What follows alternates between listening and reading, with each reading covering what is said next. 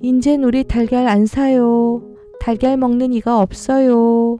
하시는 어머니 목소리는 맥이 한 푼어치도 없었습니다. 나는 어머니의 이 말씀에 놀라서 때를 좀 써보려 했으나 석양에 빤히 비치는 어머니 얼굴을 볼 때 그 용기가 없어지고 말았습니다. 그래서 아저씨가 주신 인형 귀에다가 내 입을 갖다 대고 가만히 속삭이었습니다. 예, 우리 엄마가 거짓부리 썩 잘하누나. 내가 달걀 좋아하는 줄 잘 알면서 생 먹을 사람이 없대 누나. 때를 좀 쓰고 싶다만 저 우리 엄마 얼굴 좀 봐라. 어쩌면 저리도 새파래졌을까? 아마 어디가 아픈가 보다. 라고요. 안녕하세요. 달고나입니다. 이번 주로 사랑손님과 어머니 3회차 마지막을 업로드합니다. 산책할 장소도 역시 경남 하동의 벚꽃길입니다. 지난주 벚꽃길에서 꽃비가 참 환상적이었는데요. 이제 벚꽃은 내년을 기약해야 또 볼 수 있겠네요. 세월 참 빠르네요. 소설 속 어머니와 사랑손님은 제대로 마음을 주고받았을까요? 어린 오키는 잘 모릅니다. 그러나 학교는 방학을 하고 아저씨는 떠납니다. 어머니는 뒷동산에 오키와 함께 올라 떠나가는 기차를 바라봅니다. 시대적인 한계였을까요? 오키 어머니는 죽은 남편에 대한 믿음을 지키려는 마음, 사회적으로 재혼한 여자에 대한 시선 등등에 대한 따가운 시선을 견딜 힘이 없었던 것 같습니다. 참 안타깝습니다. 그러면 2023년 마지막 벚꽃을 감상하시며 소설을 들어보실까요?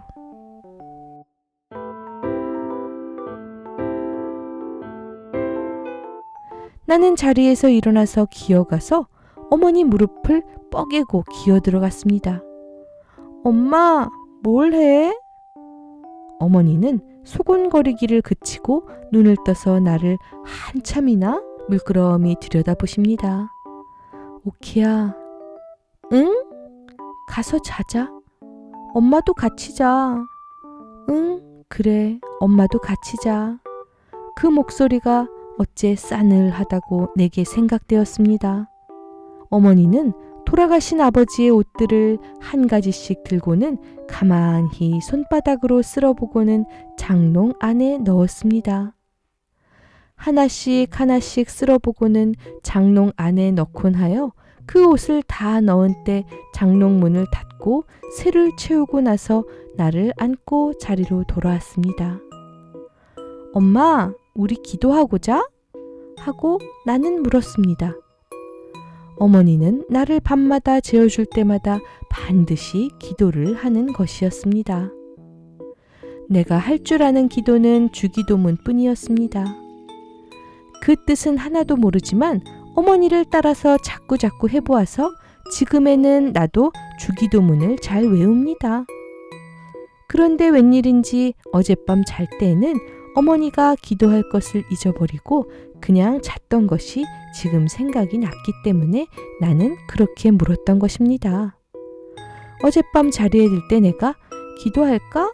하고 말하고 싶었으나 어머니가 너무도 슬픈 빛을 띠고 있는 고로 그만 나도 가만히 아무 소리 없이 잠이 들고 말았던 것입니다. 응, 기도하자 하고 어머니가 고요히 기도했습니다.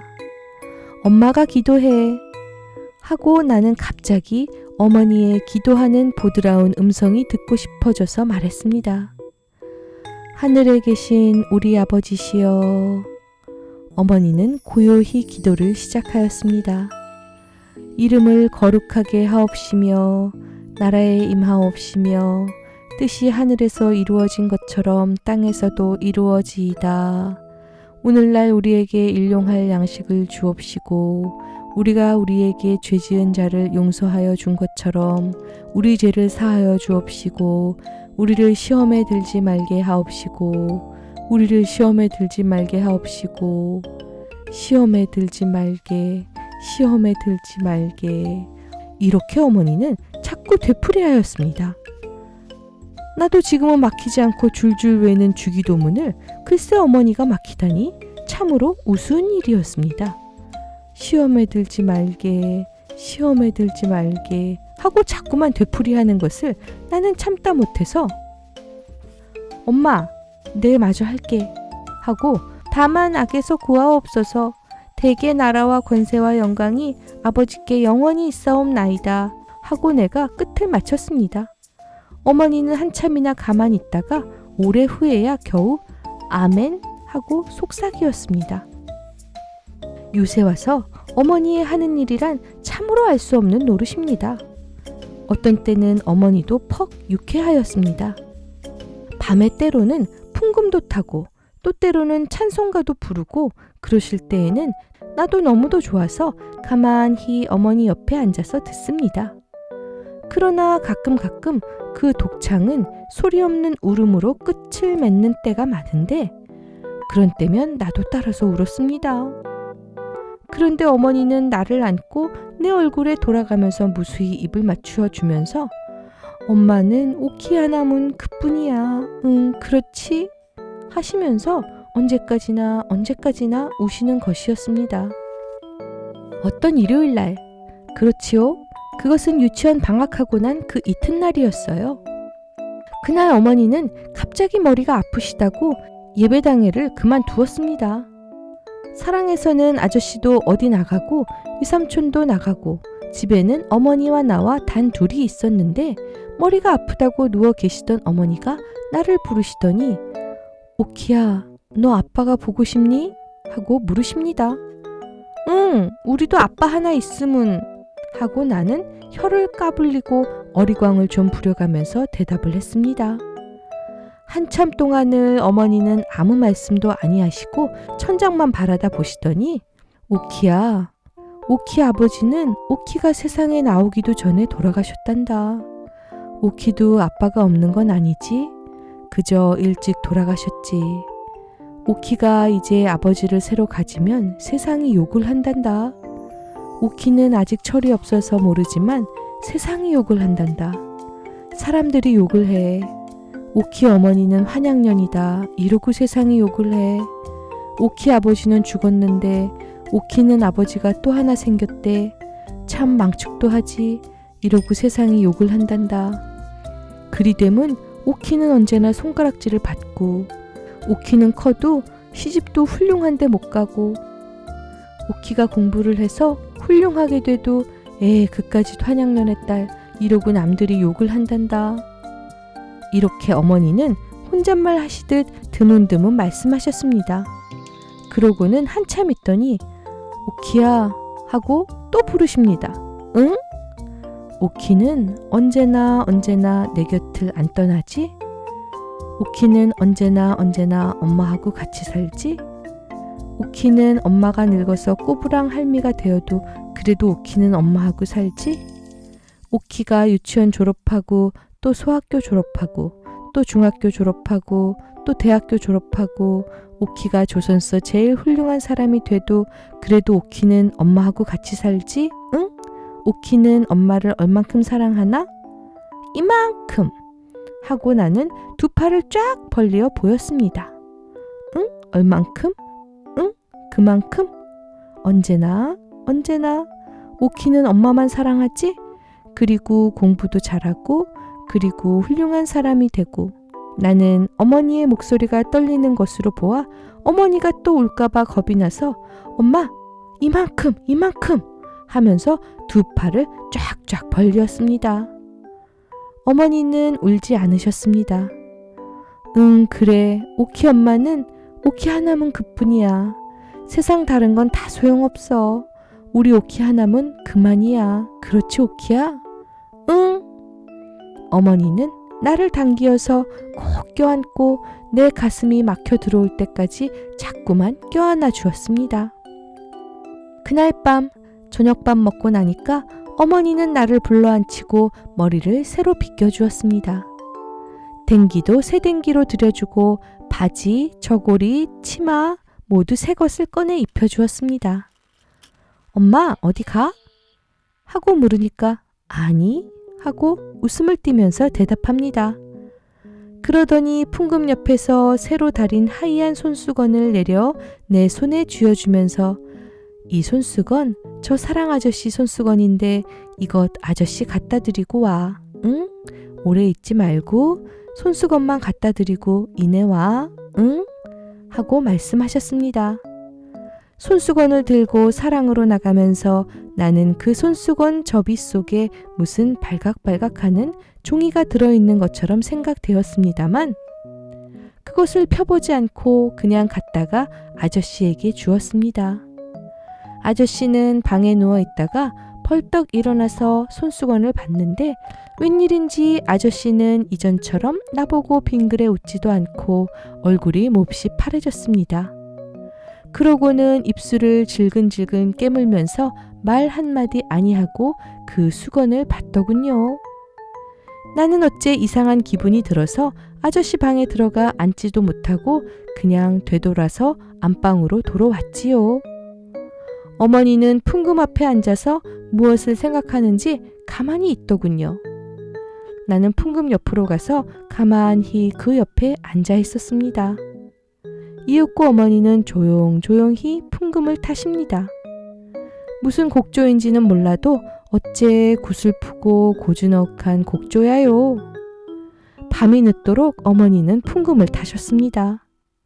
그 구슬프고 고즈넉한 곡조를 계속하고 또 계속하면서 여러 밤을 자고 난 어떤 날 오후에 나는 오래간만에 아저씨 방을 나가보았더니 아저씨가 짐을 싸느라고 분주하겠지요. 내가 아저씨에게 손수건을 갖다 드린 다음부터는 웬일인지 아저씨가 나를 보아도 언제나 퍽 슬픈 사람, 무슨 근심이 있는 사람처럼 아무 말도 없이 나를 물끄러미 바라만 보고 있는 고로 나도 그리 자주 놀러 나가지 않았던 것입니다. 그랬었는데 이렇게 갑자기 짐을 꾸리는 것을 보고 나는 놀랐습니다. 아저씨 어디 가우? 응, 멀리로 간다. 언제? 오늘? 기차 타고? 응, 기차 타고.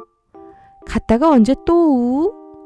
아저씨는 아무 대답도 없이 서랍에서 예쁜 인형을 하나 꺼내서 내게 주었습니다. 오키, 이것 가져. 응? 오키는 아저씨 가고 남은 아저씨 이내 잊어버리고 말겠지? 나는 갑자기 슬퍼졌습니다.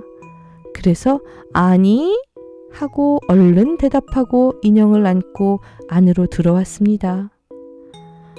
엄마! 이것 봐! 아저씨가 이건 나 줬다오. 아저씨가 오늘 기차 타고 먼 데로 간대.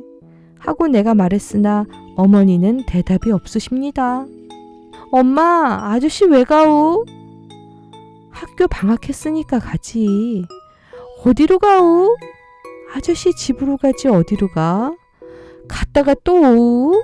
어머니는 대답이 없으십니다. 난 아저씨 가는 거 나쁘다. 하고 입을 쫑긋했으나 어머니는 그 말에 대답 않고 오키야, 벽장에 가서 달걀 몇 알 남았나 보아라. 하고 말씀하셨습니다. 나는 깡충깡충 방 안으로 들어갔습니다. 달걀은 6알이 있었습니다. 6알! 하고 나는 소리쳤습니다. 응, 다 가지고 이리 나오너라. 어머니는 그 달걀 6알을 다 삶았습니다. 그 삶은 달걀 6알을 손수건에 싸놓고 또 반지에 소금을 조금 싸서 한 귀퉁이에 넣었습니다. 오키야, 너 이것 갖다 아저씨 드리고 가시다가 착간에서 잡수시랜다고, 응? 그날 오후에 아저씨가 떠나간 다음 나는 방에서 아저씨가 준 인형을 업고 자장자장 잠을 재우고 있었습니다. 어머니가 부엌에서 들어오시더니 오키야, 우리 뒷동산에 바람이나 쐬러 올라갈까? 하십니다. 응, 가 하면서 나는 좋아 덤비었습니다. 잠깐 다녀올 터이니 집을 보고 있으라고 외삼촌에게 이르고 어머니는 내 손목을 잡고 나섰습니다. 엄마, 나 저 아저씨가 준 인형 가지고 가? 그러렴. 나는 인형을 안고 어머니 손목을 잡고 뒷동산으로 올라갔습니다. 뒷동산에 올라가면 정거장이 빤히 내려다 보입니다. 엄마, 저 정거장 봐. 기차는 없군. 어머니는 아무 말씀도 없이 가만히 서 계십니다. 사르르 바람이 와서 어머니 모시 치맛자락을 산들산들 흔들어 주었습니다. 그렇게 산 위에 가만히 서 있는 어머니는 다른 때보다도 더 한층 예쁘게 보였습니다. 저편 산모퉁이에서 기차가 나타났습니다. 아, 저기 기차 온다! 하고 나는 좋아서 소리쳤습니다. 기차는 정거장에 잠시 머물더니 금시에 삑 하고 소리를 지르면서 움직였습니다. 기차 떠난다! 하면서 나는 손뼉을 쳤습니다. 기차가 저편 산모퉁이 뒤로 사라질 때까지, 그리고 그 굴뚝에서 나는 연기가 하늘 위로 모두 흩어져 없어질 때까지 어머니는 가만히 서서 그것을 바라다 보았습니다. 뒷동산에서 내려오자 어머니는 방으로 들어가시더니 이때까지 늘 열어두었던 풍금 뚜껑을 닫으십니다. 그러고는 거기 쇠를 채우고 그 위에다가 이전 모양으로 반지 그릇을 얹어 놓으십니다. 그러고는 그 옆에 있는 찬송가책을 맥없이 들고 뒤적뒤적 하시다가 빼빼 마른 꽃송이를 그 갈피에서 집어내시더니 오키야, 이건 내다 버려라 하고 그 마른 꽃을 내게 주었습니다. 그 꽃은 내가 유치원에서 갔다가 어머니께 드렸던 그 꽃입니다. 그러자 옆대문이 삐걱 하더니 달걀 사소 하고 매일 오는 달걀 장수 노친네가 달걀 광주리를 이고 들어왔습니다. 인젠 우리 달걀 안 사요. 달걀 먹는 이가 없어요. 하시는 어머니 목소리는 맥이 한 푼어치도 없었습니다. 나는 어머니의 이 말씀에 놀라서 때를 좀 써보려 했으나 석양에 빤히 비치는 어머니 얼굴을 볼 때 그 용기가 없어지고 말았습니다. 그래서 아저씨가 주신 인형 귀에다가 내 입을 갖다 대고 가만히 속삭이었습니다. 예, 우리 엄마가 거짓부리 썩 잘하누나. 내가 달걀 좋아하는 줄 잘 알면서 쌩 먹을 사람이 없대 누나. 때를 좀 쓰고 싶다만 저 우리 엄마 얼굴 좀 봐라. 어쩌면 저리도 새파래졌을까? 아마 어디가 아픈가 보다. 라고요.